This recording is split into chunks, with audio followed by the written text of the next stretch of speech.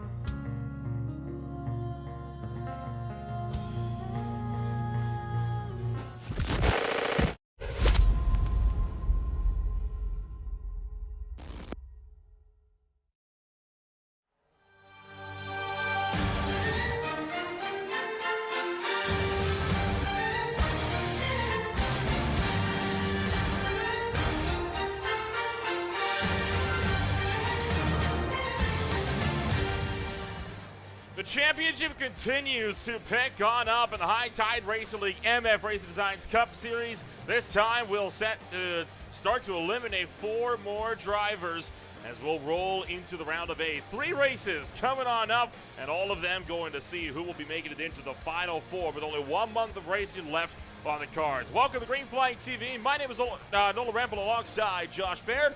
We bring you all of racing action here this afternoon from round number 19 of the championship and the first race in the round of 8. Joshua, it's not the first time this series has been to the Legacy layout of Atlanta. They have yet to go to the Super Speedway layout.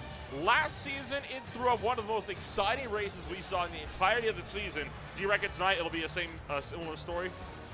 Oh, I love Atlanta Motor Speedway, especially the classic configuration of this. And these cars are perfect for this track. This quad oval of sorts is really entertaining from this older perspective with this older layout. And these Gen 4 cars have never ceased to provide good, entertaining racing. So I think we're in the same boat tonight. And then you got these guys now, the top 8 in the playoffs, that are going to be really trying to lock themselves in and put themselves in a great way to be able to get themselves to the next round. Benjamin Lacey enters this race with the points lead with his 4 wins at 3 points apiece. He sits 9 points ahead of Tony Hilbrand, Scott Shire, and Mike Thorpe Jr. All of them have got a leg up on Brian Dees, Dalton Kilroe, Ty Marasco, and Justin Ping. If anybody really wants to challenge Lacey, though, entering the Final Four, they have got to get a move on here. They can no longer afford to hang around. They have got to keep him from finishing on the top step of the podium, because every win that he gets, he only extends that points lead and looks ever set to go to defend that title come the season finale. Love it or hate it with these point systems, playoff systems, it puts up opportunity for these top 8 guys to really get their chance to come off strong towards the end of the season. And so you got 8th place, only 12 points behind right now, but that's only 2 races. And you know these guys are going to be giving it 110% to try and lock themselves in the top 4. So I think we're really going to see an entertaining group tonight with these top 8. It's a very technical round of 8, and each race is more difficult than the one that precedes it. We kick it off at Atlanta Motor Speedway. Next week, we go to the last Great Coliseum for a 200-lap blast around the Bristol Motor Speedway in Tennessee. And then we'll swing down to where it all began for pavement racing at NASCAR at its first ever paved track, the Lady in Black, the track too tough to tame. The Darlington Raceway plays host of the cutoff race at the end of July. So it's going to be an extremely tight championship and an extremely tight season. These are 3 extremely unforgiving tracks. Any mistake could cost you a title. Yeah, I think the league admins did an amazing job to provide a tricky schedule towards the end of the season, really test the mettle of these guys that have made the cut. So I think we're really in for a treat coming into these last handful of races, and we're going to find out who's the guy that has what it takes to conquer these extremely difficult tracks. We look forward to what happened in the last season when we came to the Atlanta Motor Speedway. Ricky Hart Jr. did take the win ahead of Cody Moore in that race by only 0.08 of a second in Gen 7 machinery. But championship runner Brian Dees did finish this race in 3rd place. So Brian Dees could be a driver to watch out for tonight. Aaron Smith is back on the grid in the Yellow Vision number 70 Chevrolet. He currently stands with the provisional pole. He is, of course, a favorite to win just about every race he's been in so far this season. One rookie on the season, Bob Berry, will be looking to make his first start here in his HTRL career, and a returner, Derek Paulson, making his first start since season 1. So a few drivers out for some lone exhibition hits, but I think a lot of drivers, it's all eyes up front. And right now, I think folks like Brian Dees and Thorpe Kilroe that did super well in last year's running of this race of the Gen 7 cars, looking to go for repeat performances this afternoon. Yeah, I think that's going to be a great call to see those guys have repeat performances. The other thing you got to worry about, too, is the guys outside of the playoffs. You look at Aaron Smith, Nick Nickerson, both guys that are no longer in contention for the playoffs, but they're definitely going to be throwing a wrench in these other guys' playoff runs. So I expect to see a lot of these guys here tonight, even though they're not in the playoff picture anymore, they're still going to be fighting for the win, because in the end of the day, you know, your season may be over for the championship, but a win is still a win, and it really sets you up with great momentum going into the next season if you can start throwing some wins on the board here. So we're going to see a lot of guys out here tonight giving their best effort despite being out of the picture.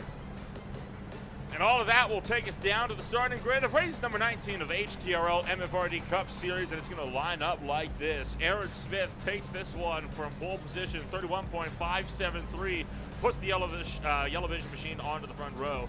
Tony Hilbrand will start alongside him on the front row, with Dalton Kilroe down in 3rd. Taylor Butcher-Benjamin making his return down in 4th. Michael Thorpe Jr. for GJ Esports sits 5th inside row number 5 alongside the Michigan native Scott Shire. For Sierra Foxtrot Motorsports, it is David Leakey in the number 7 spot. Nick Dickerson out of the Western States down in 8th. Sean Williams out of the Carolinas will start his race in 9th, with Kevin Foster out of Texas to round out the top 10. Benjamin Lacey all the way back in 11th, with Brian Dees on MFRD sitting in 12th, just 0.2 back off the leader. 13th is Ty Marasco, his teammate, with Jason Greenwell sitting in 14th. 15th is Connor Gibson, a guy that just barely made it, didn't make it outside of the playoff picture there, but still gonna try and give it his best this race. 16th, Carter Phillips. 17th is Dustin Ping. 18th is Derek Paulson, 19th Don Glazier. 20th is going to be Bob Berry with Ricky Hudges in 21st position. So drivers rolling out, ready to rumble at the legacy version of the Atlanta Motor Speedway. Ricky Hudges not going to make the call. He will be starting this race from pit road. Smith at the top shelf, a favorite to win, but keep eyes open for Tony Hilbrands. He's been a driver that has been putting rounds so far down all season long. He's fired some serious shots across the bow of some of the other major hitters so far in recent weeks, and he is definitely looking to kick off the round of 8 on a high, especially with the points leader Benjamin Lacey having such a poor qualifying effort. Yeah, another key guy to keep an eye out tonight, I think, is going to be Dustin Ping. He's starting towards the back of the field, which is not a great foot to start on if you want to try and make that next cut, considering he's also tied for 5th with the points standing. So he really needs to get up here towards the front with these other guys, and I'm not quite sure if it's just something he had to struggle with during qualification or if this is just not a track that's suited for him, but he's got a tough hill to climb if he wants to make it up to the next round. It's go, go, go from the Atlanta Motor Speedway as Aaron Smith High does it down to the crashing already. Points leader, points runner Dalton Kilro's around. Multiple cars into the infield. Among them is Michael Thorpe Jr. sliding into pit road. Caution flags out before we even exit the quad oval. Not a great start at all for any one of those guys that are trying to chase down the points. It's an unfortunate event by Dalton Kilroe to get loose right off the get-go. Coming out of there on fresh tires, you can kind of expect that from these Gen 4 cars, but it's pretty rare, especially this late in the season, because of the fact that these guys have so many races under them now that you kind of get used to the fact of how these cars accelerate. I imagine he started maybe one gear too low to try get a good jump on his opponents, which caused him to spin and take out quite a few guys. There were a lot of cars that got piled up in that mess. That was an ugly start to this race. Dalton Kilroe just kicking the tail ends out and nowhere for Thorpe to go. Thorpe got up and underneath the 41. You see David Leakey and Sean Williams going to the infield. Kevin Foster took a hefty hit to the outside wall. Jason Greenwell caught a piece of that. So about 7, 8 cars in total that got involved in that mess right off the hitch. Taking a look again, and you see the wreck all down to the inside. Benjamin Lacey just barely managing to squeak through that mess. Well, this is exactly what Dustin Ping needed to get himself a little closer to his competition, but nobody else wanted to see that coming out the gate, and it looks like we got a couple guys diving down already. I don't know what the race engineers are trying to tell them other than to top off on that race fuel to try and extend these green flag runs, because we know those green flag runs will be coming tonight. As Hilbrand's got a little bit out of his pit stall. I don't think that's going to cost him enough to cost him any positions other than Aaron Smith getting by him there. But maybe race engineers thought it would be a good idea to top off on fuel. Yeah, all the front runners came down to pit road. Smith and Hilbrands for the front row were both in. Then Lacey, Dees, Nickerson, Foster, and Greenwell all into the pits. Now, 3 of these drivers are getting damage repairs from that incident, but I'm curious about Dees, Lacey, and Hilbrands and why they came down to pit road so early on. It's a very early call to making a fuel decision like that. About half this field continuing to stay out on the racetrack. Let's take one more look. Let's ride on board here with Benjamin Lacey, who's right behind the melee.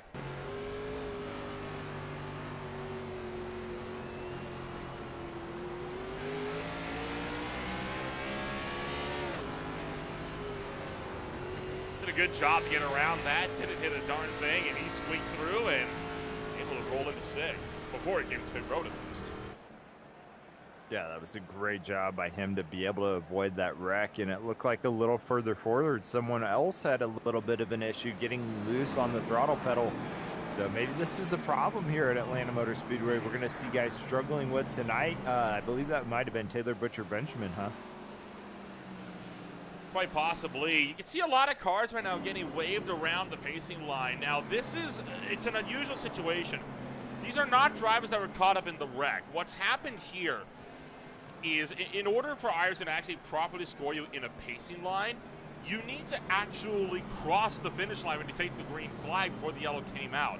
They never did. So they're effectively, Ising is trying to trap them a lap down by believing they didn't actually start the race before the yellow came out, even though they very much did. So right now, race control is manually waving all of these cars around just to get them to the tail end of the field. Otherwise, they would be losing the lap. We seem to be seeing half the field unfairly a lap down, less than 5 laps into this race. I think that's a good call. It does mean we're going to be extending this yellow a little bit, but anything at this point to make sure that this field can be back in full form by the time we get to the green flag. I've seen it happen one too many times where you have the first lap incidents and then those guys get trapped lap down. It's really unfortunate situation. So great job to have a race control to be able to control that situation and get everybody back on the lead lap. Hopefully no more mistakes like this as we get ready to go green flag once again. I think cooler heads is going to prevail. We're going to start settling in, see some green flag running. And Kevin Foster did take quite the hit into the outside wall. It'll be interesting to see how that car is going to navigate now that he did come down to pit road and get some damage repairs. I don't think that's one thing we really talked about a whole lot, right? This track's got a very, very old surface, very bumpy surface.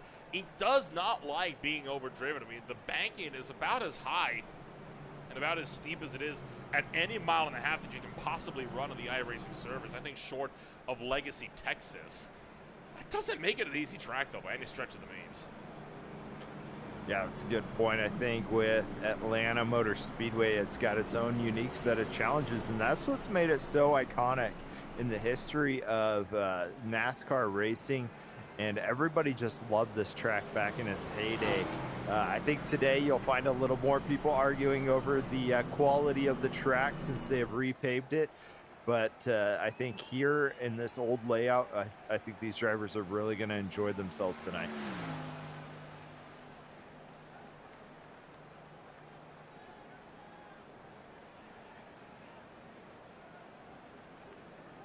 Lights go out aboard the iRacing pace car. We'll try it again. This time by Taylor Butch Benjamin. Now holds the lead with Scott Shire. Ty Marasco in third. Connor Gibson in fourth. They're about 1 lap shy on the fuel strategy from the guys behind them. Do with that information what you will. I don't know what to tell you about it other than that. I've never seen a lap 1 pit before, but hey, to each their own. Some drivers did come back down to top up extra. Those drivers being Lacey, Nickerson, and Smith. So they all came down for a second time under this yellow flag. I think they might be playing the long game for the strategy here, but again, that's a really risky call to be making such a vital decision like that so early in the race to give up track position. Yeah, that's a good point. I think having the caution flag out right away, it's really hard to make those kind of judgment calls this early in the race. We don't have the pit calculator in front of us at the moment, so I don't know exactly what numbers they're trying to hit, but I can tell you right now, the guy that has earned the crown for fuel saving is Aaron Smith. So I think I would trust his judgment on how he handles his fuel saving opportunity as we get ready to go green flag once again here at Atlanta. Green flag back up in the air. And we're not going to get around there again. Ty Marasco now spins it around.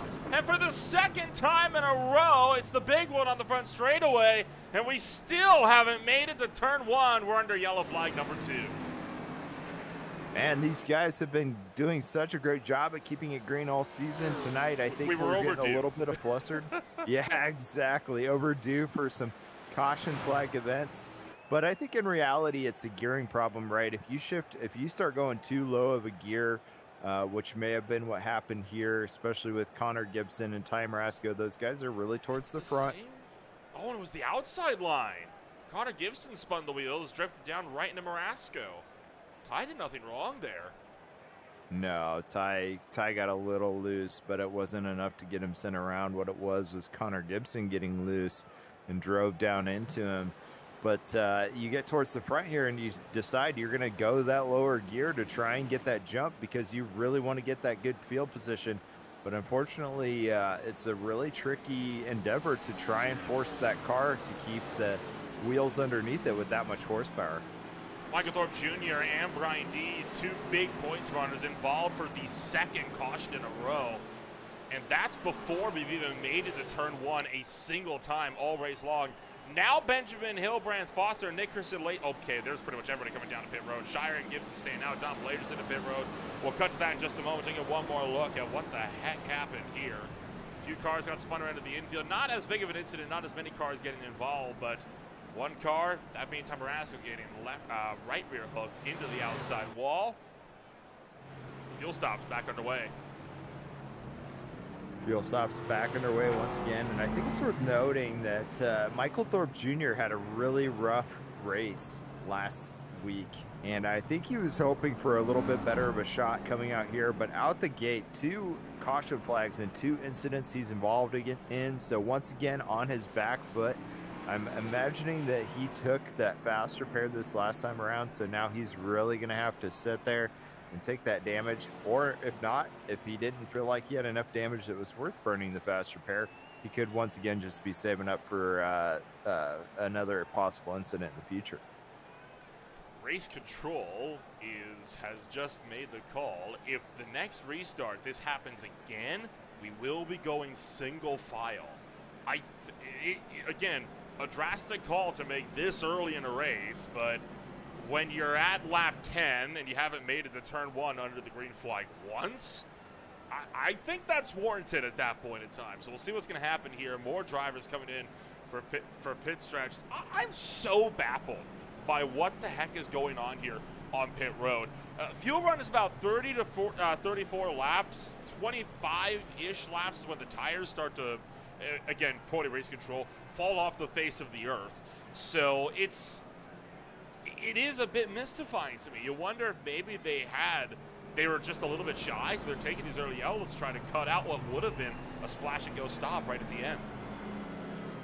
I think that could be a possibility. One other thing that we might see from a couple guys too is that they had optional damage from the earlier incidents, and they're trying to get those optionals corrected under this yellow flag running, so that way they have good aerodynamic efficiency when back out on the track under green flag racing.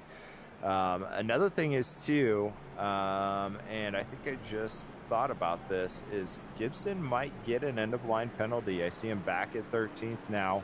He was up toward the front, so that was going to be a costly mistake for Gibson after creating that incident and now having to receive an end of line penalty for it. Race control having a very busy night ahead of them on this one. See if the lights will go out this time by, or if we'll keep it under the yellow flag for one more. Scott Shire holding the inside line, and just like that, Carter Phillips, he's up to second. And we will go lights out, we're 1 to green. I don't think this is the spot where the BC Simsport driver was expected to find himself on 11 laps without having won a green. I mean, and the way this field is working out, we may as well not have had qualifying. No kidding. It feels like the field is flipped at this point. And I think another thing worth noting is just keeping it clean can show you where you can get along on this track. So great job by Carter Phillips, just being patient with those accidents, being able to avoid them, get himself towards the front of the field, because he didn't feel like he needed to go in there and take that fuel. So he's been out there this whole time just burning laps and getting himself up into the front. We'll have to see if he has sure pace, though, when the green flag comes out. Usually it gets pretty dangerous when a guy that qualified towards the back gets sent up to the front, because he ends up holding up a lot of people that are a little bit faster than him. We'll work back through turn numbers 3 and 4. The field all stacked up. Your playoff drivers have been casted in disarray. Dalton Kilroe is a lap down. Nick Nickerson is looking to be out of this race. The iRacing pace car back into pit road. Third time's the charm into the Geico restart zone. We'll see if this time we can survive a lap. We've already made it further than we have. The first 2 restarts come. And there we go! Spoke too soon. It's not going to be third time's the charm. Yellow flag number 3 as they work through turn numbers 2. These cars just have so much power underneath them, and you would have thought that this is only the first or second race of the season, because these guys have so much experience under their belt. Carter Phillips, one of the newer guys of the season, so you can't really put too much past him to have an incident like that, just because he's still got to learn the car. But really unfortunate. I think Oh. once again we were in a similar situation, maybe too low in the gears, trying to really catch up to the guy in front of him. Costly mistake, and it catches the rest of the field off guard when the front does that. Is that Thorpe once again caught up in an incident?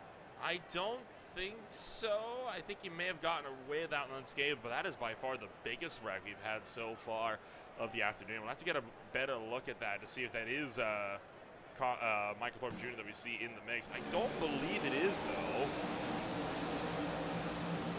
I mean, Phillips just loses it off the corner, then here comes the rest of the field. Oh, it was Thorpe! Thorpe for the third time, but the good news is this time he only got a little ding off the back bumper. That shouldn't impact his car too much. He should be able to get away with that unscathed. Yeah, I think that's not worth going back down into pit road. But man, it's got to be frustrating being involved in the third incident of somebody spinning out. But when you get a little further back like that, you tend to get caught up in those kind of incidents. And so once again, he's not having the race that he expected to have after the second week in a row of misfortune. I'm sure it's beginning to get frustrating for him. But hopefully with this, they're hoping to have. yeah, exactly. It's been a terrible start for just about everybody at this point. But this single file restart, I'm really hoping can allow for some quick green flag running. That's half the field that got collected in that mess too, and including your pole sitter catched a piece of that as well. So 3 cautions in, and it will be the 30 of Carter Phillips that will get the end of the longest line. We're going to take a step back. When we return, we'll see if it'll be 4th time's the charm at Atlanta Motor Speedway.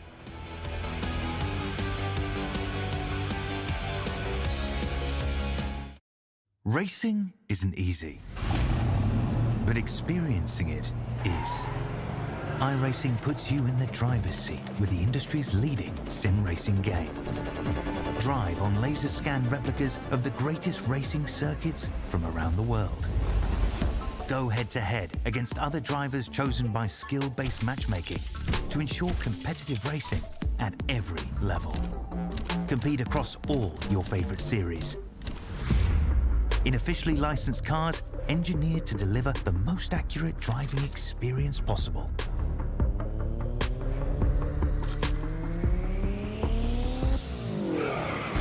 Join a race or host your own with players from across the globe. Race against the computer or in a league with friends. Feel the thrill behind the wheel. Visit iRacing.com.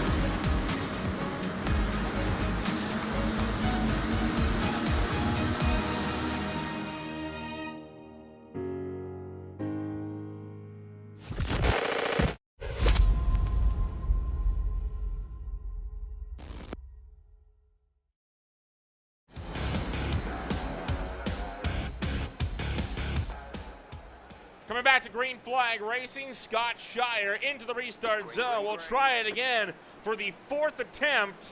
This time he hops away, and we're going to fire it back down in towards turn numbers 1 and 2. And this time, hoping, and I think we may have finally escaped turns 1 and 2. We're down the back straightaway at speed for the first time tonight on lap 17.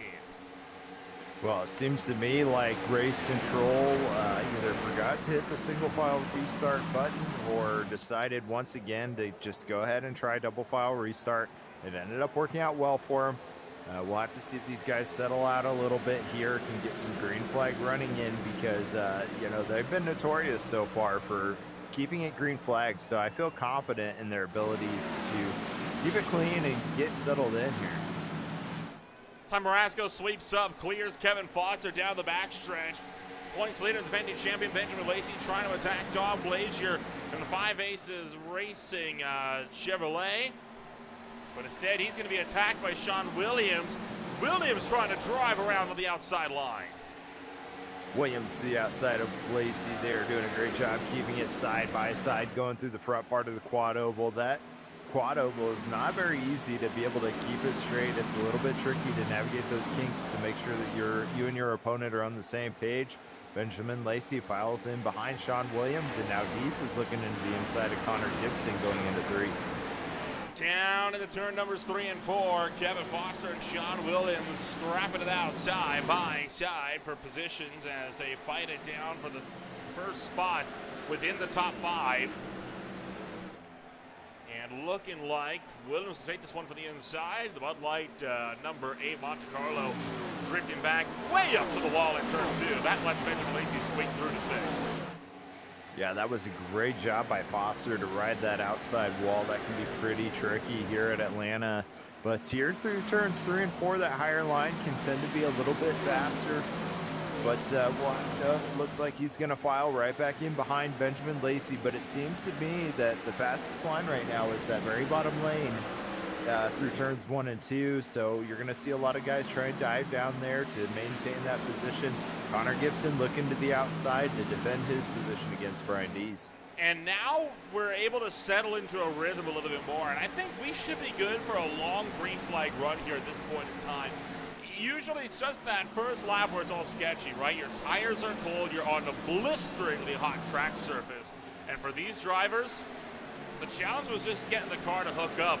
Once they got the traction in the car and they got the car to hook up in that 4th gear down the backstretch, now we're smooth sailing.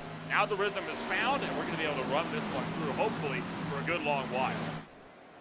I think that's a good point. And one of the other things that you don't really think about too is they don't really get the opportunity to practice starts and restarts when they prepare for a race session like this. So these guys at this point have put in a lot of laps to get them to the point where they're competitive here today, but you really can't prepare for those starts and restarts. So that may be what was catching a lot of people off guard, is just not knowing how the car was going to handle at that point.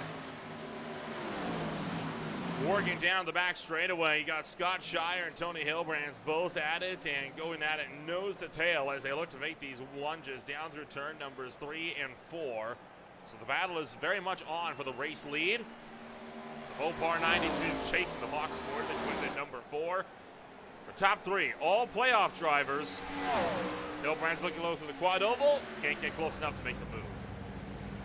Shire looking great so far in this playoff run. This guy is really beginning to shine, show what he deserves to be in the top 8 right now, and he is doing a great job of holding off Hilbrands, but Hilbrands is looking very hungry to overtake that position from Shire.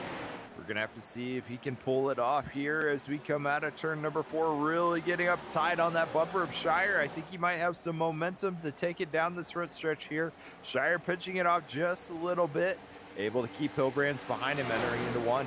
Shire, remember, was almost not a contender in the round of 8 here on the season, but he managed to sneak his way in with an absolutely beautiful drive out at the Michigan International Speedway just 1 week ago. He was able to put together the mother of all runs to come away with his first career win in the High Tide Racing League.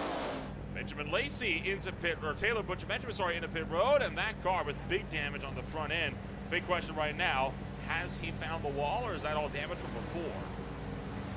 Yeah, it seems like he's going to have to use his fast repair there, so he is done with that. But I know he has been involved in a couple of those incidents earlier today. I can't imagine that is old damage, though, because he literally came down there to take that fast repair. So must have had a fresh incident on his mind and going in to get that fixed so he can continue his race.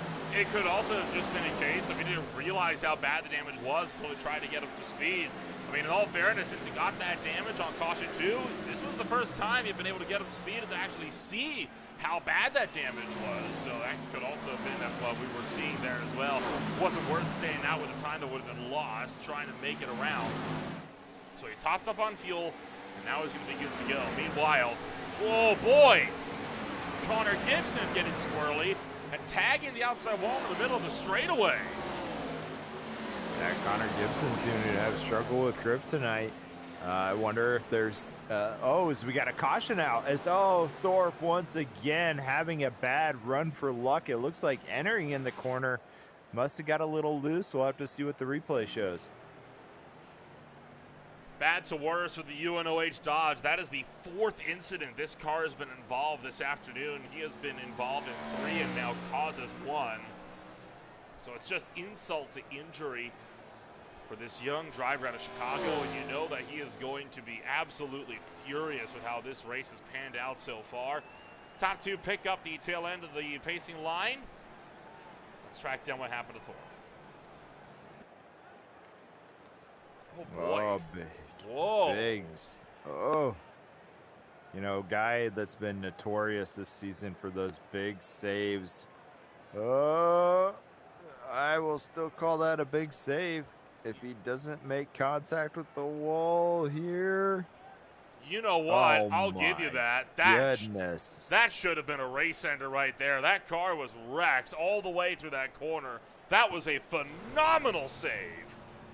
Wow, absolutely epic job by Michael Thorpe Jr. He's pre-race, I feel like he's found a way to impress us with his slides, and once again proves how good he can be in this car and why he can be the type of driver he is, because he can really push that car almost, usually past the limits and still find a way to recover it, which has made him super fast all season long.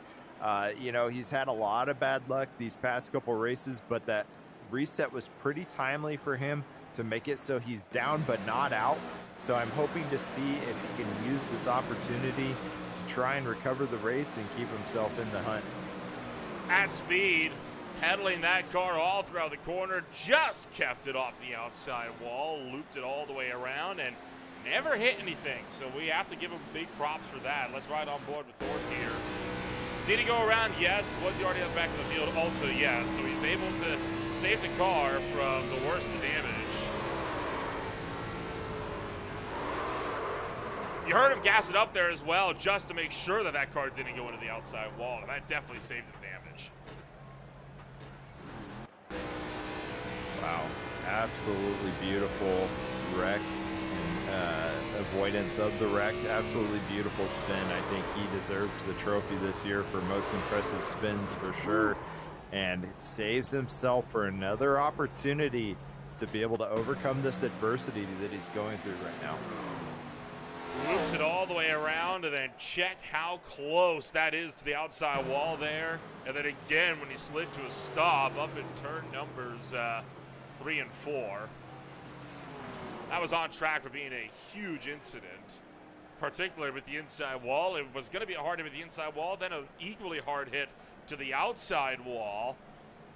You don't always need to fully recover a car in order for it to count as a save. When that car has been beat around as much as it has, I think he'll take just smoking up some tires any day of the week. Speaking of tires, though, Scott Shire took 2 under that pit stop run, and I believe similar story for Smith, Paulson, Phillips, Berry, Leakey, Greenwell, and more. I believe the only few that didn't take tires under that stop were Marasco, Williams, and Shire, with the top 4 staying out. I can imagine that with these track temperatures and with this older track surface, it's going to be really rough on those tires. So I can't imagine staying out is going to be a very conducive strategy to help win, but there is limited sets of tires, so you do have to be pretty strategic. But with 123 for track temperature, those tires have got to be cooking.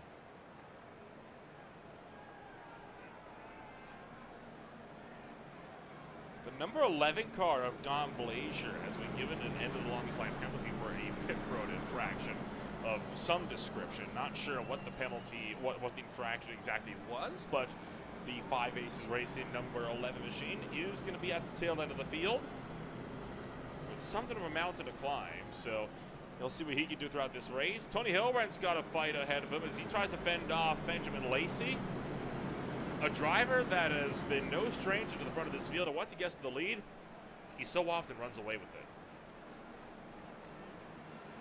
Yeah, we got two experts in this track right towards the front of the field. I think it's going to make for some very interesting racing as the pit car or the pace car gets ready to dive down into pit lane. Field under control of Hilbrandt's as we get ready to go green on lap 31 here at Atlanta. Pre-fly back in the air. Tony Hilbrandt's hopping to it as the pack's tucking out behind. No problems this time on the run down to turn number 1. Hilbrandt's cleared to the lead. Connor Gibson trying to attack Benjamin Lacey for the number 2 spot as they work down the backstretch. Connor Gibson having some unfortunate events earlier on, but now sitting in 3rd place. We're going to have to see if Shire made a good decision to take those 2 tires under this last pit stop cycle. He's kind of stuck in traffic right now, which does not help his situation to try and gain that position back with those fresher tires. And Aaron Smith tucking in right behind him, but it looks like they got a lot of speed going down that front stretch. And now driving deep into turn numbers 1 and 2, Sean Williams way up to the top side of the racetrack, trying to fend off Kevin Foster from down low. Even further behind, an equally tight-knit pack of cars. Thorpe driving his way back to the field. He's just tucked to the inside of Dalton Kilroe. And with all that fresh rubber, he is looking to drive to the front with Don Blazier just behind. Wow, look at that speed difference between the fresh rubber and the guys that are a little older tires. He is just flying through the pack right now to try and make up that lost time. I think it was a great decision by Thorpe to go ahead and take that fresh rubber because he is taking them out one by one. I think he made 3 or 4 positions on that lap alone. So he is now looking onto the inside of the top 10 after really struggling to keep that car facing the right direction just a handful of laps ago. The uphill battle he's got now is the fact that that's one less set of tires that he'll have in his back pocket for later in the race, and one set of tires that everybody else in this field still has access to. So if he's going to get to the front, he's got to do it and build out a gap quickly before that advantage falls away in the late game of this race. A late race caution could ruin his chances of a race win, but for now, he's looking strong. He hunts to the inside of Sean Williams. He'll look to pick off another. We'll continue to watch his climb while Benjamin Lacey closing in for the race lead on Tony Hilbrandt's. Benjamin Lacey and Hilbrandt's battling for the front side of this pack and doing a good job at keeping it there. Connor Gibson sneaking in a little bit at a time as well with these just behind him. They're getting a little settled back here, but it looks like Lacey was going to get ready to take a peek to the inside of Hilbrandt's, decides to back off of that fight. Maybe we'll see if we can get on the front side of this exit here on turn number 4 to get inside of Hilbrandt's, and he does as he goes to the inside down the front stretch. Gonna hunt down to the inside, Lacey to the bottom, and Hilbrandt's up on top, and put the Real Earth Films number 7 Challenger up into the lead of this race. Tony Hilbrandt's will drop back to the number 2 spot. Lacey sweeps up across the nose, and that is our first big lead change on track of the night. Huge asterisk on that one. Our first on-track lead change of the afternoon. Michael Thorpe Jr., meanwhile, up to 3rd, and I feel like we're going to get number 2 before too long. Yeah, I think Thorpe just has a ton of speed right now on that fresh rubber, and he is really going on a charge towards the front of the field right now. This is exactly what he needed to do to try and make that recovery drive with these fresh tires as he looks to the inside of Lacey going through the corner. Look how much more grip he has on that fresh rubber compared to Lacey.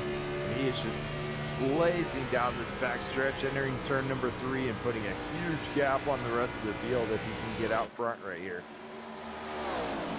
Absolutely nothing that Lacey could do about that one, and he let him have it, didn't fight that one out too much. Thorpe will lead his first laps of the night. Aaron Smith picks up the 7th spot, fighting down with Dalton Kilrow for P7 on the racetrack. Connor Gibson in the fray as well. And Kilrow looking like he wants to make some moves as well with some fresh rubber in his machine. He hunts the outside of Gibson and looks to pick one off, while Dom Blazier looking to make it a second place run in just his second start in his HTRL career. Yeah, Don Blazier also on the fresh rubber strategy right now, and he is flying, and it just goes to show you the degradation that these guys are having to face as the tires wear on this track.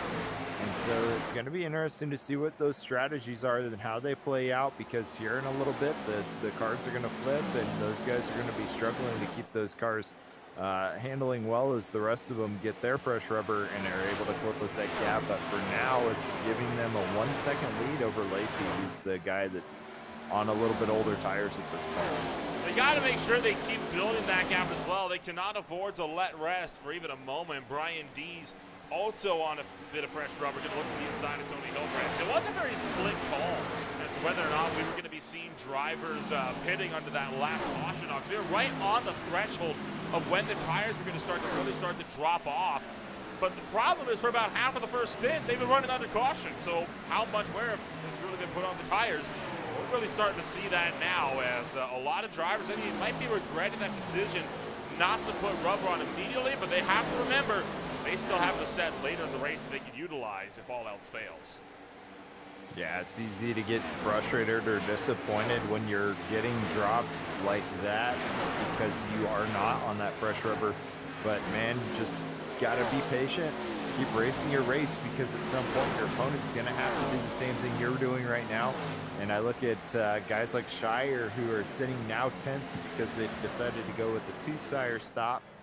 And we'll have to see if that is a good strategy or not as well, because I think we're kind of split into about thirds between people who didn't take any tires, people who took 2, and people who took 4. Fuel numbers are looking to again be about 30 to 35 laps, with tires lasting until about 25 before they really start to drop off in terms of overall pace. So we're about halfway now through this current field stint. By about lap 58, we'll be seeing some drivers starting to come down to pit road once again. That's for the drivers that came down under the last caution. For others like Benjamin Lacey and Tony Hilbrands, they'll be in a lot sooner than that. So there is a really, really fascinating pit strategy right now. Really a pit strategy war that's developing throughout the entirety of this field. And I think it's promising for this race to eventually put itself up there as one of the more thrilling races of the season, despite the early struggles. That's what's been so iconic about High Tide Racing League so far this season, is a lot of it has come down to strategy calls, good, bad, and ugly. So these guys tonight doing once again what they do best, which is keep it green flag running for the most part, and then making it all about good strategy calls and executing when the time is right. Once again, this is another track that's a little bit tricky on pit entry, so if we have more green flag stops, we're going to have to see how that plays a factor as well.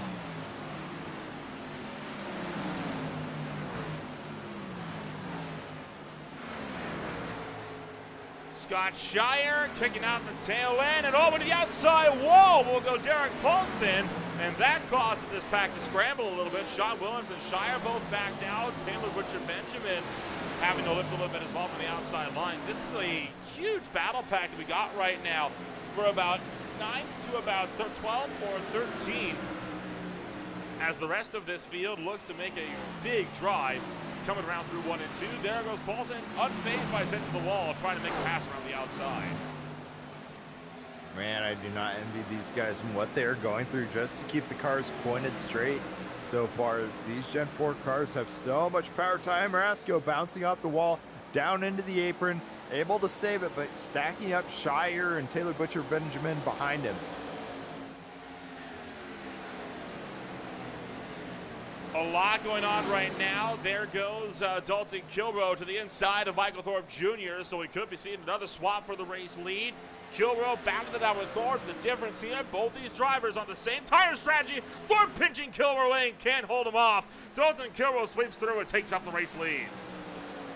Great job by Kilrow, looking to the inside, maintaining his position down at the bottom of the track, even though he's getting a lot of pressure from Thorpe to stay down there. He was able to pull it off as Thorpe looks to the inside going through turn number 1. They are side by side once again, going through turns 1 and 2. Thorpe gets a little tight, pushing up into Kilrow. Kilrow able to stave it off. Thorpe has to let off and now falling behind Kilrow. Good, solid drive there for Kilrow. Thorpe is going to pick up the number 2nd spot still. Don Blazer still runs a distant 3rd, but Kilrow now started to take off with the race lead. Scott Shire to the inside of Ty Marasco as well. So the battle for 11th starting to kick off as well. Marasco trying to fend off Shire, but the Michigan winner not about to be denied. Sean Williams just waiting for one of these two guys to make a mistake so he can pounce, looking to the inside with Shire to try and take away that momentum that Marasco has there on the outside. That lower line seems to be pretty fast, but Marasco able to hold off Shire once again. So now Williams now looking to the top side to join Marasco because he thinks he might have a better shot up there on the top side alongside him. But it looks like they're both kind of holding him up right now, and he needs to find a way to get around these guys because he appears to be faster.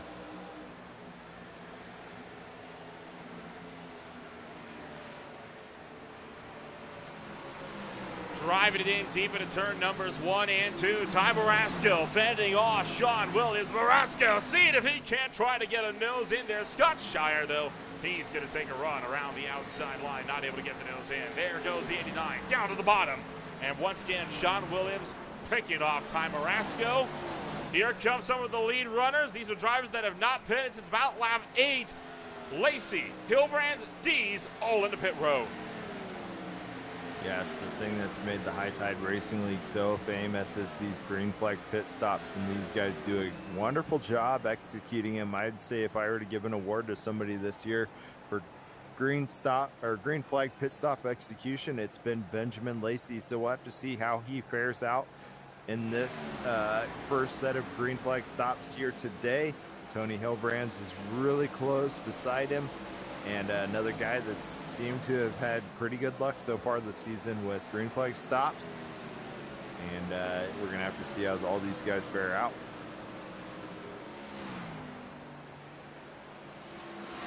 Here we go with a lot of drivers still looking to battle it out. There you see those drivers that are now going to be on a lot of fresh rubber down on the inside line.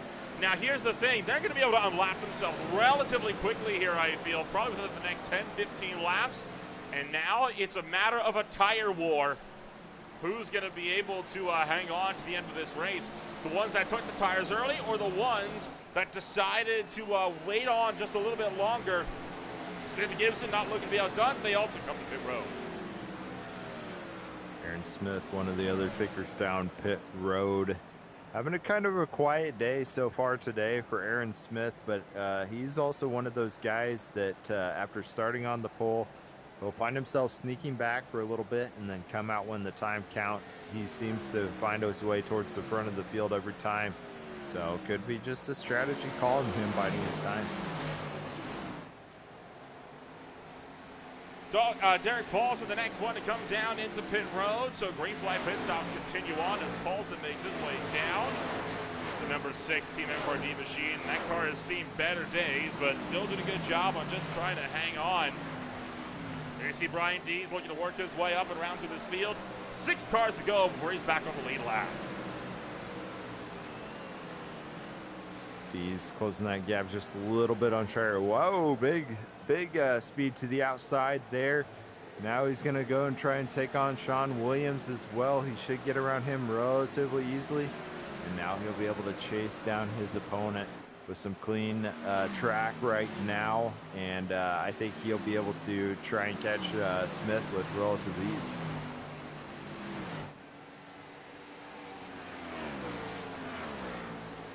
A lot of folks right now trying to see who can come out on top of this one. Pit strategy is on. Right now, everybody from first on down to about 11th is on the same pit strategy, and then everybody else still very much undecided as how this stretch is going to pan out now. There you can see the top 10 for now. If we extend this to try and get a better look at where the whole field shakes up, we'll really be able to see where this pack comes in big time and where the strategies might be lying for a majority of your field. Yeah, a couple guys that were toward the back are now trying to stretch those tires out a little bit longer, stretch that fuel out a little bit longer. I'm looking at guys like Dustin Ping that were near the back of the field earlier on in the race, now sitting inside the top 10. So if caution falls their way, they're going to have a pretty good look at the roll for this stop here. But I think we're expecting to see some more green flag running as it has been so far this season.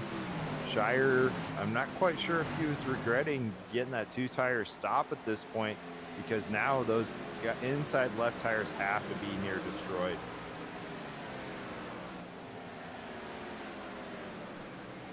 Then you see Taylor Butch Benjamin clawing his way back to the field. Right now, the battle for 6 between Ty Marasco and Dustin Ping is in a very precarious position with a lot of traffic trying to slice through and able to try to get themselves up with a little bit of better momentum. But for now, they're doing a good job on keeping it steady. This has been by far the longest green flag run we've had so far all day this afternoon.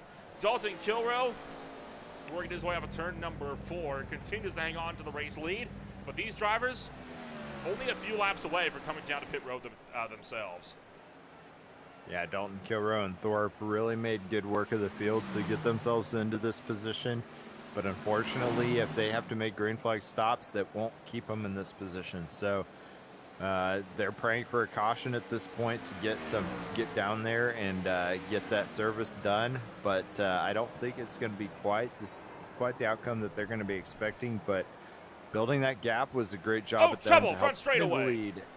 That's going to be a caution for sure. Carter Phillips stopped middle of the racetrack. And somehow it's not. We stay green. How is that not a caution? Carter Phillips way down to the inside, slammed the outside wall. He'll pull it down and we'll somehow keep that thing under green flag conditions. Wow, that was very lucky for those guys that were hoping that it would stick around green to help with their strategy call. I thought for sure it was going to be a caution flag as well. He was pretty much right there in the line as he gets loose, just going down the stretch. I'm not a fan about how those wheels kept turning dead to the right there. I'm going to be honest. I'm not a fan of that at all. Watch the onboard here. We'll back it up a little bit more. I feel like there might be some context missing here. So taking a look, that car is way up high as it is. And stepping it out and just, he got into it and then wheel turn hard right, and there was no intention to try to straighten that car up after it turned to the outside wall. That's all I'm saying. Yeah, it did look like that he was trying to go for a lucky, quote-unquote, lucky caution there. It's unfortunate and good thing there was nobody out there to be caught up in that as well. That was too bad that he went straight back into the outside wall like that.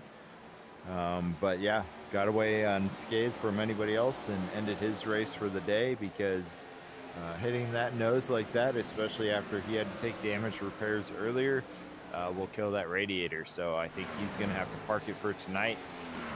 And we are still green and underway here.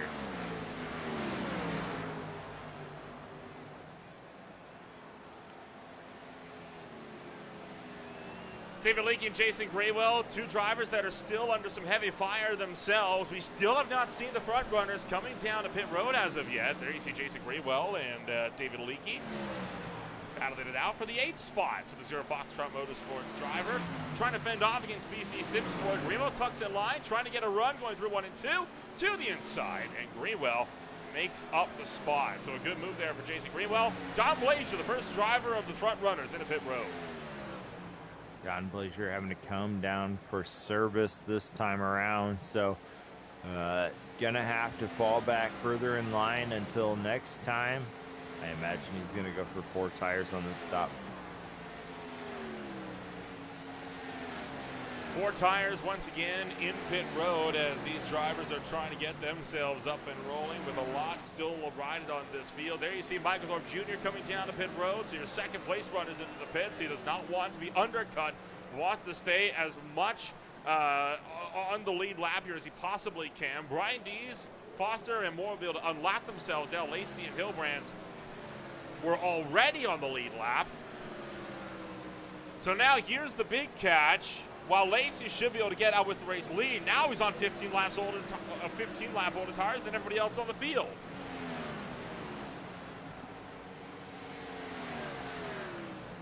Yeah, this is going to be an interesting strategy call. We'll have to see who pays off towards the end of this. Lacey able to take the lead on this alternate strategy call as he gets around Greenwell going into the turn number 3.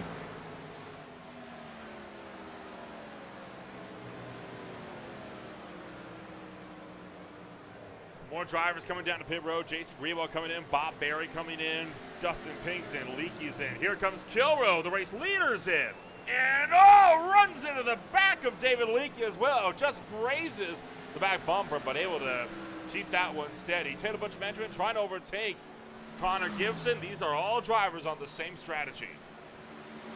That was a sketchy pit road entry for those guys, and they did a great job to not create an incident. Kilrow did not need that kind of effort by getting slowed up too much and rear-ending him going into the pit entry there. Was able to keep it off of him and keep it green flag, but he's got to be disappointed in the fact that he was held up by somebody trying to come into the pits. And when it's green flag stops like this, that 1 or 2 seconds can make a world of difference out on the track. So we'll have to see if Dalton Kilrow can make up that lost time there on pit road.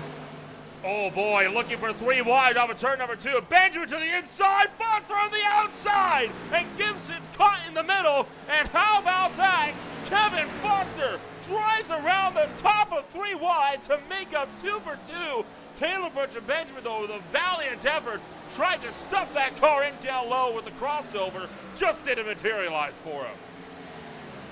Man, it was epic to see those guys go 3 wide. I mean, earlier in the race, it was really hard to even keep those cars straight on starts and restarts, and now they got the confidence under the belt to be able to take it 3 wide. They had a really good moment through there, and were able to execute that flawlessly, and it just goes to show the experience that they've gained so far this season to be able to take it on a hot old track like Atlanta 3 wide and able to come out the other side unscathed. Still battling it out side by side as well between Gibson and Foster. Connor Gibson screaming to the inside, and Kevin Foster going to have to settle this one in as he drives it around the top. Connor Gibson, can he hang on against a charging Kevin Foster? Takes the back end and steps it out. A fall for a moment, we've seen him overcorrecting into the wall, but that lets Foster get it in as he tries to drive this one in deep into turn 3. Kevin Foster doing a great job holding his own on the outside. Connor Gibson got a little loose there going through the corner and nearly had a moment, but that gives Foster the momentum he needed to keep himself alongside as we go through turns 1 and 2 again. Kevin Foster going to look to the outside wall. Is going to, as he makes a little contact with the outside wall, that's going to be detrimental to his battle with Connor Gibson. He's going to have to fall back in line and regroup for another battle later. Just trying to push it a little bit too aggressively. There you see him, though, not about to be deterred. Trying again, trying to settle the outside run. But in the middle of it all, here comes Kilrow on fresh rubber. Kilrow had to drive his way into 6th. Perfect timing for Kilrow to execute that pass. Those 2 guys that were right in front of him happened to leave that bottom lane open, allowed him to dive down in there with that fresher rubber tires and be able to take those with relative ease. If Dalton Kilrow wants to make this strategy work, that's exactly what he needed to do, is to get his opponents to get offline just a little bit so he can really drive that fast line on this fresh rubber, make the most amount of that those new tires that are on that track. Quentin Benjamin and Kilrow going to go at it now as they try to drive it in deep into turn numbers 1 and 2, and Kilrow going to be able to take that spot away. All the while, Don Blazer also making up ground. Aaron Smith trying to put Benjamin Lacey under fire for the race lead, only about 1/3 of a second out, and closing in relatively quickly as well. So Yellow Vision going up against the defending champion. This is going to get wild. This is going to be a great battle between these two drivers, and Aaron Smith always seems to put on a good show every time he shows up. We know he's a part-time driver here. Making quick work of Lacey to the inside. Lacey defending himself up against the wall to the outside. Oh, and Smith was not able to execute that pass after a beautiful move by Lacey to the outside through 1 and 2.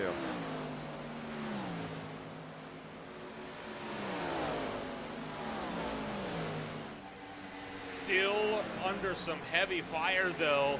This real Earthfields machine is having a time of it, trying to stay out there with the race lead, and critically, that's burned up a lot of his equipment. Dalton Kilrow, seeing if he can't close in the gap, 6.3 seconds back, and closing fast, too.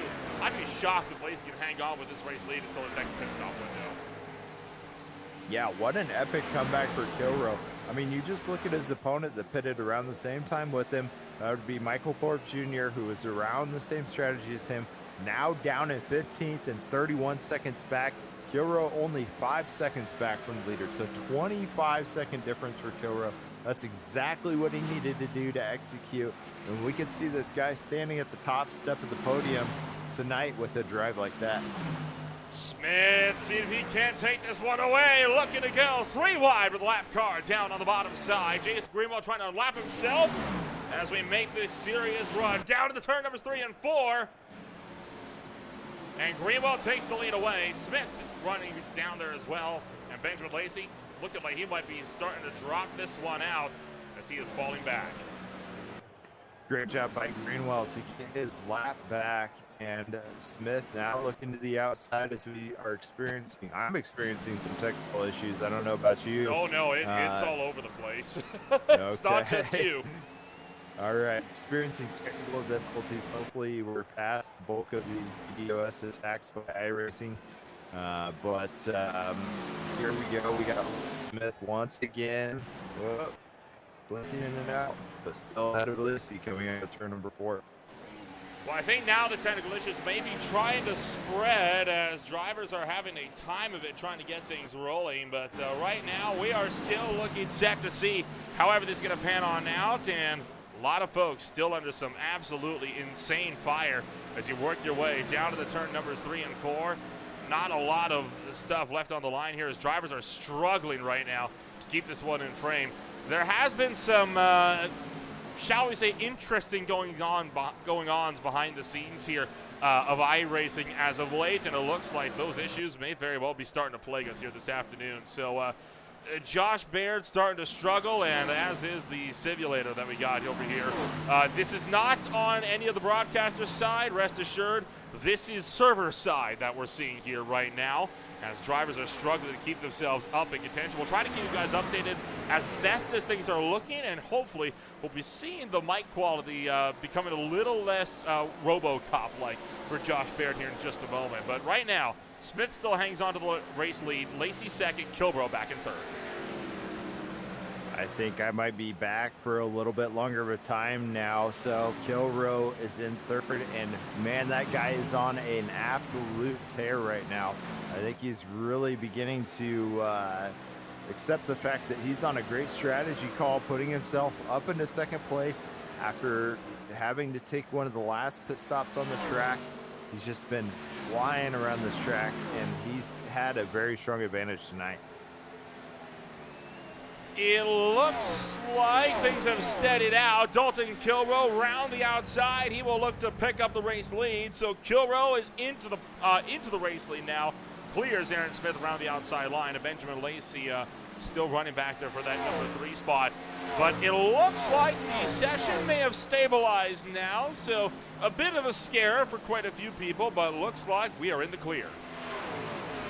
Yeah, I think we are back to some good old-fashioned racing now that the server issues have seemed to resolve themselves. And we got Dees looking closing the gap on Taylor Butcher Benjamin.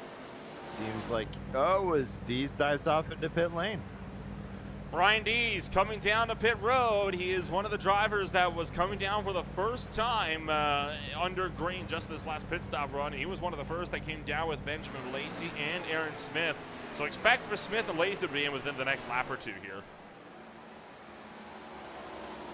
It's going to be interesting to see how these strategy calls play out tonight. It's definitely thrown a wrench in it, but that's what we love about green flag stops, is it creates all these alternate strategies. And when you start counting back the laps, you'll find out who the guy is that made the right call tonight. I think my money is on Dalton Kilroe having a really good night so far, finding himself in green flag clean air situations at the right time, and people getting out of his way, and he's putting gaps on the opponents behind him at this point. Taylor Butcher-Benjamin, Derek Paulson, the next pair to come down into pit road, this time by as several drivers trying to make themselves comfortable as they get down and into the lane. Meanwhile, Dalton Kilroe still hangs on to the race lead. And with not a lot of time left, we're closing in on 50 laps to go. So with this race still by far yet to be decided, we're going to take a step back. When we return, we're back to Green Flag Racing on Green Flag TV.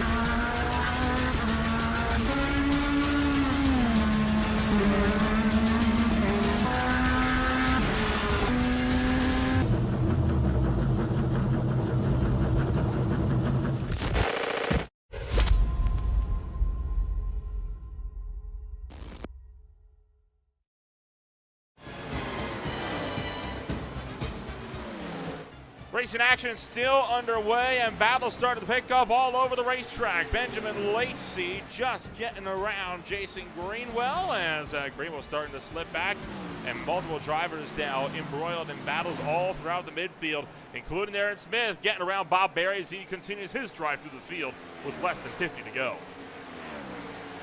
Well over halfway through this race at this point, and I'm just kind of looking through the leaderboard here, and a couple of people that have come to mind is Nick Nickerson's out of the race, kind of missed the opportunity to see where he ended up parking the car. Thorpe is now 2 laps down. That is going to be absolutely critical to his championship run, hopefully. You know, he's got another race that he can figure that out before elimination sets in, but it's not a good foot to be on going into the next race. And looking a little further back, you got a couple guys that are, you know, just 1 lap down like Hillbrands, but that's because they're on an alternate strategy. So they'll get their chance to get their lap back. But Kilborough really dominating right now with 18-second gap on the next closest guy. Benjamin Lacey just unlapped himself from Delton Kilborough. Kilborough here is trying to push it to about 34 laps to go. That's the point where he's going to be good to go to the end of this race on fuel. Everybody else, like Benjamin Lacey, we know for a fact they've got at least 1 more fuel-only stint underneath them. So 1 more stop to go for pretty much everybody in the field. The only question now, when do you take it? Kilborough hoping that he's going to take it early, so that way the rest of the field can't catch him by the time he's got that big gap up in front. But you're right. I mean, Don Blazier hasn't really been able to do much to challenge Dalton Kilborough. Kevin Foster comes to pit road this time by. Kilro's been the man to beat this afternoon. It's such a big shame for Michael Thorpe Jr. because he was a driver that was looking to have such a good run, and unfortunately for him, it just went all sorts of awry with that pit road incident that he had earlier on. Yeah, I mean, just one thing after another for Thorpe tonight. It was, the odds have just been stacked against him all night, and I think he's doing a great job at keeping himself in the race, but unfortunately that was just too much to overcome to find himself towards the front of tonight. So that's really going to be detrimental to his points haul. But the more he finishes, the more points he'll get, or the higher he finishes, the more points he'll get. So just keep on trucking. Chalk this race up as an unfortunate event, and next race, go out and have a killer race. You can find yourself in the top 4 pretty easily. But the problem is, with such a big points gap, he's starting this round of 8 on a serious back foot running here. He is hoping for a couple more cautions so he can get himself into contention for a good position tonight. But look at how many points he's losing out just to the 7th place of the championship alone, let alone the points leader. I mean, it's not a good outing for Thorpe. He's going to have to really put in some of the best races of his HTRL career if he wants to be able to fight his way into the championship for the way things are looking for him. Yeah, it's too bad because he's had a pretty dominant performance so far this season, but down but not out, I think, has been the motto for Thorpe so far. He's had a lot of unfortunate events and found himself towards the front, still here in this championship. But yeah, it's not looking good for him at this point. I'm looking at some of the other guys right now. You got Dees sitting in 10th, which is his next closest opponent out on the track, and he's only 1 lap down. He'll probably get that back as Kilroe comes down for his final stop of the race, but everybody else sitting here on the lead lap. So cautions for them is really just only going to help their chances to get more points towards the end of this, and Thorpe really needs to try and get towards that front so he can maybe get a lucky dog or 2, or skip a cycle to get himself another lap up. Ty Marasco comes to pit road. He is going to be finding himself down and down with a good bit of damage on the front end of that vehicle. He will take that quick repair and get himself back out and onto the racetrack. Marasco has been with that damage for a good long while. Figure, well, doesn't look that there's going to be any further incidents. I may as well take that fast spare now, get myself back out on the racetrack with a clean car, and then he can push hard to go to the end of this race. 15 seconds in the box, and he's off and away. And if he can save enough fuel, that should be enough to get him to the end.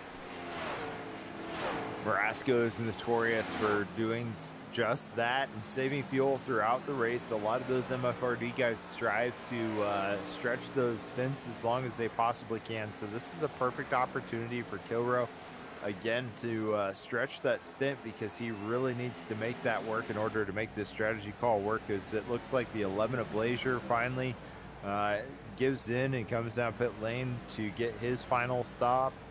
And I believe he can make it at this point if he really stretches it as well. So final stop for Blazier. Yeah, Dom Blazier is in. Benjamin Lacey and Aaron Smith in the meantime absolutely going to war for the final podium spot. They just got around Sean Williams. And they're now catching up with Scott Shire as well up the road. So this is now a 3-car battle for that number 2 spot. And Shire on the back foot. He's got a lot of old rubber on him. Smith around the top. Lacey looking to follow through, and Smith can use Shire as a pig to pick up the 2nd spot as well. Yeah, great job to use your opponents to work against your other opponents to be able to get those positions. So Aaron Smith doing veteran moves out there, pulling out on Benjamin Lacey. Shire dropping back significantly after being passed by those two. So he's struggling a bit right now, as it looks like Aaron Smith is even putting a nice little gap on Lacey. So Aaron Smith just really giving it 110% to try and close that gap on Kilrow, because Kilrow is just dominating with a 25-second gap on these guys. He most certainly is. Right now, Dalton Kilrow showing that there's nothing really that can stop that car. Whoa, Greenwell! And now Bob Berry at the tail end of the field. They both kicked the tail end out, and we nearly see a pair of spins coming down to pit road. That was an epic moment for those two guys trying to get down to speed. We have talked about this all season. It is really hard for these guys to be able to lock or get those cars down to speed, because these tires just do not, or this car does not allow for easy opportunity to slow down. And they were able to both save it, but maybe struggling with a bit of a speeding penalty there. We'll have to see if that actually becomes a penalty for those guys. Remo stepped the back end out, and I think that scared Bob Berry a little bit into making the same mistake, but they both managed to get it down to pit road speed. They weren't able to get themselves any kind of penalties or anything like that. Dalton Kilrow in a pit road. This will be his last stop of the day. He is going to be good to go to the end. Sean Williams will look to get around him as well as he leaves pit road. There goes Kilrow off and away. Now this is critical, right? Because drivers like Smith, Lacey, Hilbrands, Dees, and Benjamin, they now are on about 15 to 20 lap older tires than Kilrow, and they still have a stop to go. They are sitting ducks. This race is Kilrow's to lose. Yeah, Dalton Kilrow still looking for his first win this season. Oh, big loose moment for Smith trying to get down to pit speed. Hilbrand's doing a great job of getting himself collected to get himself down into pit lane, but Kilrow still chasing that first one of the season. It's really hard to believe that I'm still saying that. I think he's had a lot of opportunities to get himself up towards the front of the podium, or the top step of the podium, and he just hasn't been able to pull it off, and it is a great time to come away with a win. Yeah, it has not.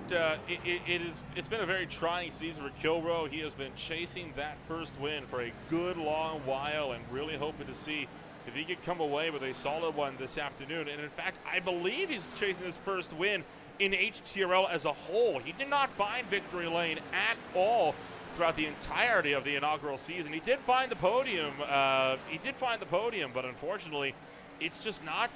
It's not been Dalton Kilrow's series so far. It's been ironic since it literally is partially his series, but I mean, he has been, he's had to go up against some tough competition here all throughout this afternoon, and he is definitely looking to see if he can come away with this one. Hopefully, finally, looking to get in a solid run, but right now, the highest that he has ever finished so far this afternoon has not been anything to write home about.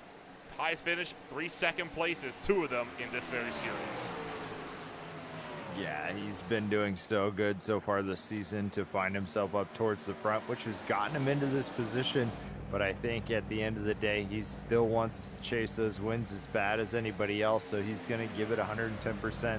He's already back up into second with a 12-second gap on the leader, and that is diminishing so quickly. You would think that Lacey is stopped out on the track with how much Kilrow is flying around this track right now. So he just needs to take it easy, make sure he doesn't get himself involved with any of these other cars as he comes around the track, and just put down some nice clean laps, because he has a lot of wiggle room right now to make that his first one of the season. lot of condensing for positions further in the field here. Taylor Butcher Benjamin, David Leakey going to add in here. They get around Connor Gibson. So drivers that are now a lap down trying to battle that out for the 13th spot up on the racetrack with under 30 laps to go. I think the big question now, does anything happen later in this race to upset Kilroe's run? Now Kilroe is really hoping that a caution doesn't come out, because if there is, he's a sitting duck up there in the race lead. In the net race lead, I should say. Yeah, because at this point, he's going to have the older tires of the people that still have to pit. So he really needs this thing to stay green. And if it's his luck, I think it'll happen this time, because usually with High Tide Racing League, we've seen so far this season, they get a handful of cautions maybe early on, but then it tends to run green towards the end. But I see a couple of these guys getting a little racy as they get a little closer to try and get the best points haul they can out of tonight. Benjamin Lacey, the next one coming down to pit road. The 785 Games racing driver going to be down, and he is going to make his way back out onto the racetrack. Now Lacey is hoping for a yellow that puts him back into contention. Getting the caution now with all this fresh rubber underneath that Real Earth Films Challenger would be massive for him. Connor Gibson in this time as well. Connor Gibson is taking into the pits. Still got a handful of guys left out there, but we're getting down to 25 laps to go. The next closest guy to Kilroe is now 19 seconds behind, and I believe Smith still has to pit. So you're talking about Blazier that is now 21 seconds behind Kilroe. So his race to lose at this point, barring no cautions. And now a battle for third. Dom Blazier trying to fend off Scott Shire. Shire looks to the inside on 2-lap pressure tires. And that should put Shire up into the third spot. But Dom Blazier really looking to fight this one back around the long way of the racetrack. The Five Aces Racing driver is really trying to fend off last week's winner. Yeah, Shire down to the apron, and it looks like he's going to use that apron to his advantage as he got onto the outside there, and it looked like Blazier got a little loose over driving it coming out of the corner, trying to defend his position from Shire. That gives Shire a huge gap over Blazier. Connor Gibson looking onto his outside now as he tries to get around him. And now even off of turn number 4, more drivers on the move. Tony Hilbrand's getting around Dustin Ping, looking to do the same with Sean Williams. So Hilbrand's looks to the inside of the 89. And he'll make the pass. So put Hilbrand's into a top 5. So right now, Kilroe, Shire, Hilbrand's, 3 drivers in the catbird seat to come away with 1, 2, and 3 with the points after tonight. Hilbrand's doing a great job. He doesn't need to have an epic time out here to be able to put himself in a good position to finish well. He's really got a good points lead on the season right now as it stands.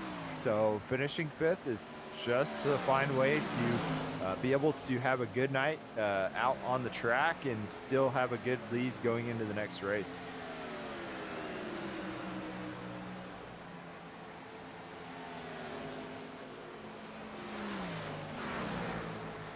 Still quite a few battles yet to be decided, and what a race this has been. If you want to see some more absolutely thrilling action, though, be sure to check out the OMSRL Cup Series racing at the Last Great Coliseum tomorrow night at Bristol Motor Speedway, 8:45 p.m. Eastern Time. The Beer League on Wednesday night has their season opener at the WeatherTech Raceway and GT4 Machinery. Should be a fun one down at 9:20 p.m. Eastern Time. Followed by the Speed Cup Series on Thursday night, taking their first run out to the Mobility Resort Motegi as they try to see if they can't get in a solid second race after a wild season opener. That'll be 9:15 p.m. Eastern Time on Thursday night. You know, Beer League is one of those series that probably my second or third favorite, and Green Flag TV, obviously, outside of High Tide Racing League. That soapbox derby that they did the other day was an absolute blast to watch. So looking forward to those events coming up here on Green Flag TV. And looking as though we are going to have yet more drivers trying to get themselves sorted with some issues out on the racetrack. So some more technical problems starting to befall this field as drivers start to come under some heavy fire. And now the big question is going to be, how is this race going to pan out throughout the latter portions of this one? As, oh boy, it's getting bad now. Yeah, I hope I'm not turning into a robot as well. It seems like things are coming in and out once again. Can you still hear me? Barely. You're cutting, but you're still in there. We have lost our timing overlay, but we'll keep you updated with everything there as it goes. Kilrow still with the race lead by 22 seconds. Okay, I think we're gaining some stability back, so another hiccup there, but it seems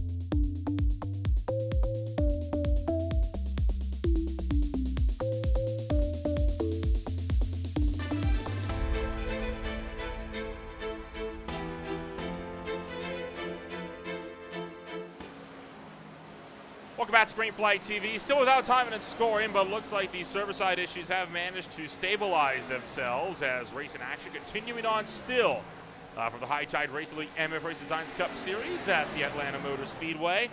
Still seeing if we can't get live time to score enough for you guys right now, but you're watching right now the battle for the number 2 spot, and well, how about that? Right on cue, we get it back. Aaron Smith, Benjamin Lacey fighting it out for second place with 12 to go.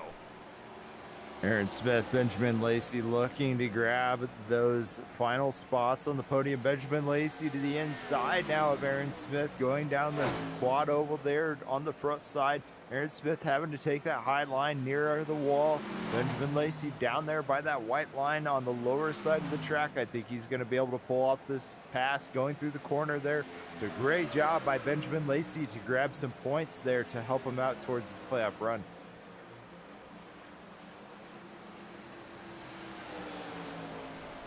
23-second gap between Kilrow and then the rest of the podium runners, with Dalton Kilrow being nigh unstoppable at the head of this field. Benjamin Lacey and Aaron Smith have managed to bounce back quite nicely. They have managed to pick up second and third place respectively, but they have not been able to have the go that they were hoping to have at that race lead. But hey, second and third place still not going to be a bad run for Shire and Hillbrands. I know seeing Lacey on the second step of the podium is going to be disappointing for them because they'll extend that points lead, but at least he's not getting that race win to give himself that edge in the final race of the season. So this could still go either way here in this championship. Yeah, Lacey doing a great job to solidify his chance in the championship. Hillbrands also with the top 5. That's another guy that's been contending with Lacey so far this season. He's doing a great job, but yeah, this will build a nice little gap for Lacey to find himself towards the front going into the next cutoff.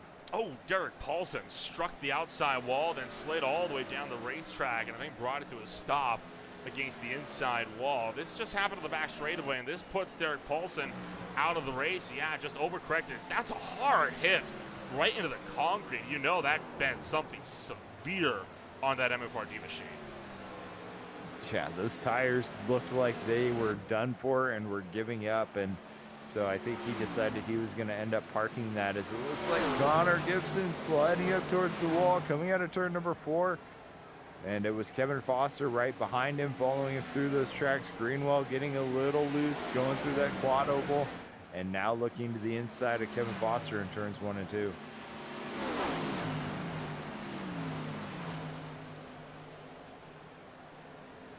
Battle still remain for several drivers in this field. How about Brian Dees and Taylor Butcher Benjamin? The fight for the 9th place still up for grabs as well, with 7 laps to go. And you see both drivers twitching it out through the front straightaway quad oval. These cars are not feeling comfortable right now underneath them. Now you would think we were out here on a dirt track at Atlanta Motor Speedway and not the oval, or not the paved track, because of how much these cars are sliding around right now. But this is just a product of Gen 4, how much horsepower, how little air downforce that they have to be able to compensate for that. And these tires are not nearly as wide as the newer generation of Cup cars, so not a lot of grip to be had for these guys, and it's just them struggling to get those wheels straight as they go around this track.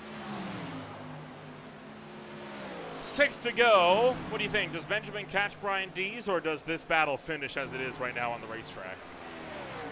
I think it's going to finish as is, and my fingers are crossed, because I'd really like to see Kilroe get his first win of the season. I think he really deserves the opportunity to step at the top step of the podium, and what a great time for him to be able to do that as well, because you know, this is an absolutely crucial time to come down with some great points, and so I'm really hoping to see that he gets the opportunity to keep this green. Connor Gibson, you see, getting a huge drive, and a hard hit from Marasco into the outside fence. That's why Gibson's able to break around him so quickly on the run down to turn 3. A 3-car fight developing with 5 coming to 4 to go. Brian Dees, Dom Blazer, and Taylor Butcher Benjamin all at it, as Blazer's been caught. Yeah, these guys are really struggling keeping the cars straight right now, and this is not a good look for Kilroe. If he wants it to go green until the end, I'm afraid that too many more laps of these guys dragging the rear end coming out of the corner is going to lead to a caution, so they need to keep their bearings about them and try and finish this race well, and try and come up with some good points hauls for each of these drivers.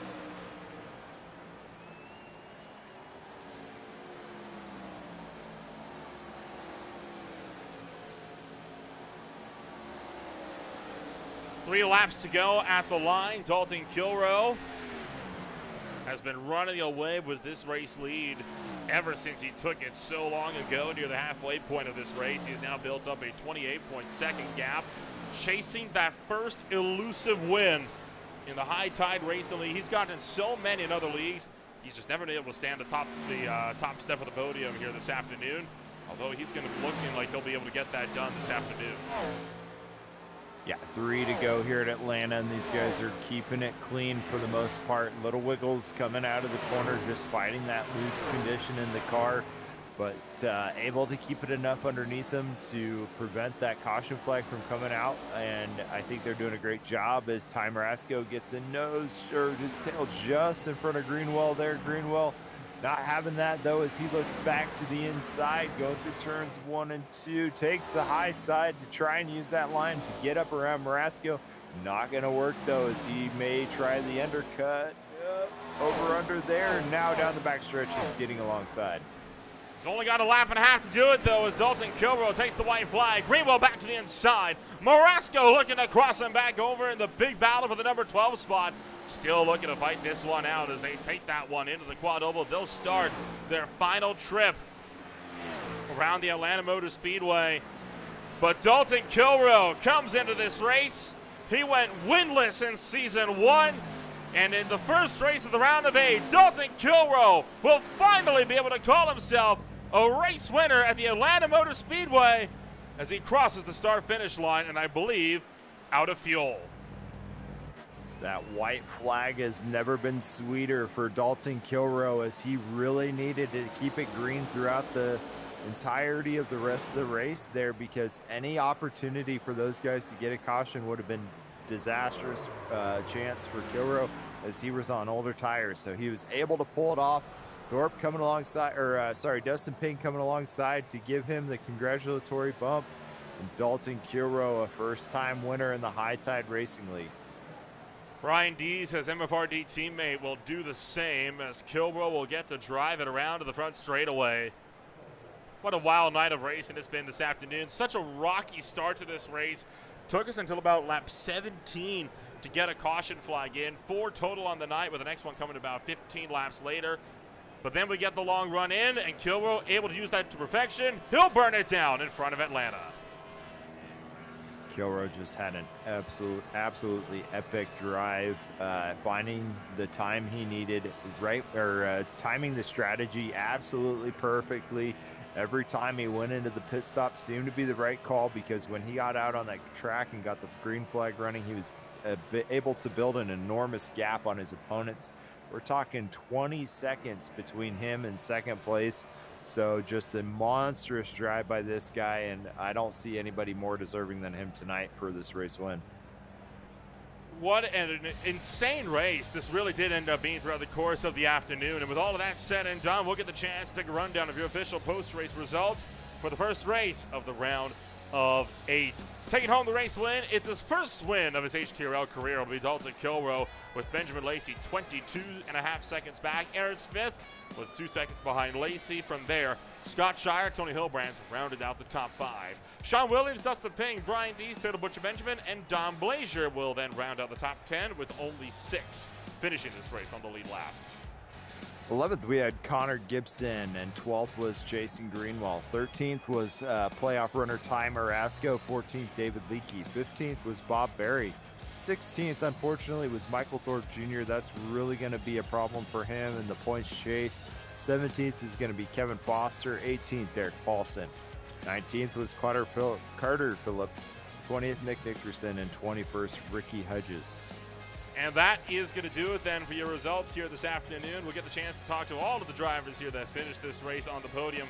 And we will, of course, be looking to kick it off first and foremost with none other than Dalton Kilroe himself. We're going to be looking set to just get in touch with him real quick, trying to track him down. There he is. So Dalton Kilroe going to come home, and it is finally his first race win in his High Tide Racing League career. Dalton, this one was a long time coming, and you're finally able to stand atop the top step of the podium. And this one came with about one of the most dominant drives we've seen all year. It took me long enough, dang it. Yeah, just obviously the start of the race was not ideal. It looked like everybody was having a problem getting going. Certainly hate that I was the one that started the domino effect, but I'm obviously glad we were able to figure it out and just get a good green flag run in. The last of those cautions came at just the perfect time, and I'm surprised nobody else noticed that you could have stretched it on fuel. So I just kind of took it easy, made sure I could make it comfortably. I still had like 5 laps in the tank or whatever at the end there, and it was obviously enough to hold on, and then the long run speed was there, so I wasn't really losing too much. And I'm just glad to have that monkey off my back. Well, it's been a great drive for you. You're able to come home with the solid race win here this afternoon. Overall, it's good for your championship hopes as well. Do you reckon you can now put the fight to Benjamin Lacey throughout the rest of the round of 8? I'd hope so. But each race is going to be a different beast. I mean, Bristol, that's another good track for me. I love that place. Finished second here last season, second at Bristol last season.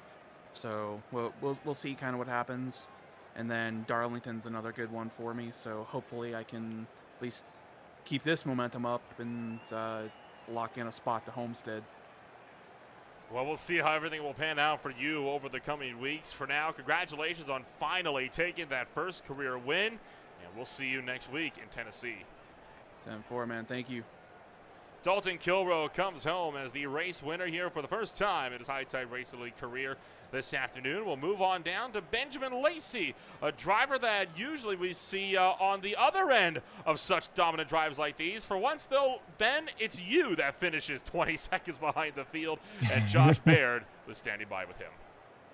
Yeah, Benjamin Lacey standing by, and the best of the rest. Honestly, I don't think there's anybody that had any answer for Dalton Kilroe. But, man, you put on a heck of a drive with the rest of the guys out there on the field tonight. It seemed like it was constantly a struggle to maintain your position on the track. Can you walk us through about how your night went?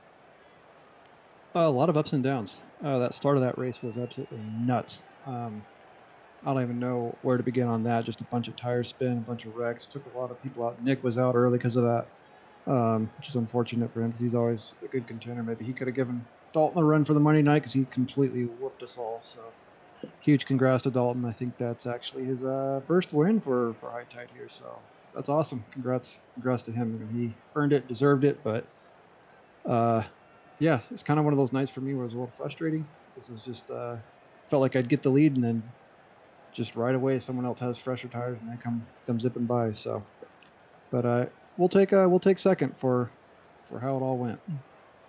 Yeah, talking about the tires, it seemed like it was a big struggle with 124-degree track temp at one point. It seemed like loose conditions were the name of the game tonight. Did you feel like you really struggled with the car being loose, or was it pretty well under control for you? Oh, you just got to treat it like you got a feather underneath the throttle. You do that, it works out pretty well. So I didn't really feel too much. There's a couple times maybe got on it a little too hard and knocked it sideways a little bit. But I didn't have to make any Michael Thorpe saves tonight, so I'll take that as a good thing. But I did feel like running the higher line on older tires kind of offset that a little bit. I could get into the throttle a little bit earlier, a little bit sooner, and it seemed to kind of keep the lap time around the same. So it felt comfortable up there for me. So I'd kind of run up there too, depending on what was going on up front. Yeah, we got the Kyle Larson line, and now we got the Michael Thorpe saves. I think that'll be another good one to put down in the notes going forward to use. Is there any sponsors you'd like to thank for tonight's race? Oh yeah, we got quite a few. We got Real Earth Films on the car, along with Filming in the Wild, the wildlife documentaries. Check them out, youtube.com/filmingthewild or realearthfilms.org, and that's real with 2 E's in there. And then MFRD sponsoring the league and everything. So that's awesome and amazing by them. So thank you to them. And then Green Flag TV, always such a great job and a joy to go back and watch. All right, Benjamin Lacey, thank you for joining us tonight. Congratulations on the second place finish. Next up, we have Aaron Smith that'll be standing by with Nolan Rempel. It's been a solid third place run here for quite a few of these drivers in this field, and Aaron Smith is absolutely no stranger to the podiums here in the High Tide Racing League, and he'll come away and take away yet another podium finish. And Aaron, I don't think there's been one race where you've run with this league where we haven't been speaking to you from some type of podium position. You were in quite a big battle there for a while there with Benjamin Lacey the majority of this race. Walk us through it. Yeah, well, after those first few cautions at the beginning, I had a feeling that waiting to take the first set of tires would be the best course of action, and that's what I did. I think I took it around from lap 55 or so, but I shouldn't have second-guessed myself because I had enough fuel to make it to 70 like the rest of those guys did at the front, and I could have done it on one stop, but I messed myself up and put myself in a really bad spot. I don't know if I would have had the speed to compensate for the strategy that the 41 and those guys had, but it's a little disappointing nonetheless, but it was a good race. Well, you're able to walk away here with a very solid third place finish. As always, you've been running the part-time schedule, and I'm not expecting that to change at all going throughout the rest of the season. But 3 races remain: Bristol, Darlington, and Homestead. Will you be out again before season's end? Probably not. I showed up for Watkins Glen. I did my 1 race in the round. I figured I'd come back and do 1 more race in this round of 8. So I think I'm done for the season. I really like Atlanta, so I figured I'd come out and give it a shot. But yeah, I think I'm done for this year. But yeah, we'll see what next season has to offer. Well, it'll be a solid drive for you, no doubt, next season. Hopefully, we'll be able to see you out here full time for one of these seasons. But for now, congratulations on third. We'll see you once again when we return. Whenever we see you on track next. 10-4. Thank you. Aaron Smith comes home, takes up the third place finish here this afternoon, and what a solid drive for him. Well, that's going to be it then for us here this afternoon. And again, an absolutely incredible drive for the entire duration of this field here, Josh. And I'm very excited to see what next week holds. Bristol Motor Speedway, it's long been a track that's been one of the bigger challenges for leagues everywhere. I've never seen it in Gen 4 machinery, though. This is going to be wild. Yeah, Gen 4 Cup Cars, Bristol. What better combination can you get than that? This is going to be an absolutely amazing race to watch. And man, the season as it draws to a close seems to be spinning up to even a more heated battle, as Lacey is now, he didn't get his win tonight, so that gives a chance for the rest of the field to try and catch up a little bit as we round off to the 4. But man, you got Bristol coming up, you got Darlington coming up, and Homestead. I really think that we are in for a treat coming into the final couple races of the season. There is still a lot left to play for here for the championship, and we are going to be here for every single lap of it from start to finish. If you want to find out more about who we are and what we can offer you, check us out today at www.greenflagtv.com. Don't forget to get a preview of what next week's race could look like as the OMSRL Cup Series swings out to the Bristol Motor Speedway tomorrow night at 8:45 p.m. Eastern Time, with the Beer League going out to the WeatherTech Raceway at 9:20, and of course the Speed Cup Series on July 25th, swinging out to Japan for their first ever race at Mobility Resort Motegi.